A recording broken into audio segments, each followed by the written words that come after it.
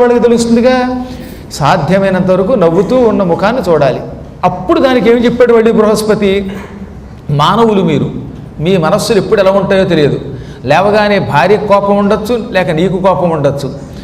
ఇవన్నీ మానేసి మీ పడక గది చుట్టూత మొత్తం 4 గోడలకి భగవంతుని ఫోటోలు పెట్టుకో, చిరునవ్వుతో ఉన్న భగవంతుని చిత్రపటాలు ఛాయాపటాలు పెట్టుకో. అప్పుడు లేవగానే భగవద్ దర్శనం అవుతుంది. అదే కడింది అంటే నీకు ఎంతో ఆనందం ఇస్తుంది అన్నాడు.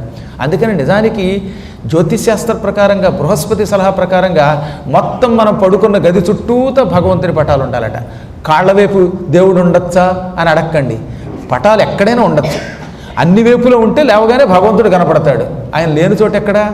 కాబట్టి అవేమి లింగాలును లేకపోతే విగ్రహాలు కావు కదా. అలాగే రేపటి నుంచి మీ బెడ్రూముల్లో అన్ని వైపులా లక్ష్మీనారాయణులు, పార్వతీ పరమేశ్వరులు, వాణి, హిరణ్య గర్భులు వీళ్ళందరినీ పెట్టుకోండి. అది ఇది కాకపోతే త్రిమూర్తి ఆత్మకుండా నా పట్టమన్నా పెట్టుకోండి. కనీసం లేవగానే మొహం నా మొహమైనా వస్తుంది అంటే నవ్వుతున్నప్పుడు మళ్ళీ అన్నప్పుడు తీయకండి ఫోటో. ఈ నవ్వు ముఖంతో ఉన్నప్పుడు ఫోటో తీసి ఇంట్లో పెట్టుకు చూస్తే హాయిగా రోజంతా దిగ్విజయం కలుగుతుందన్నమాట.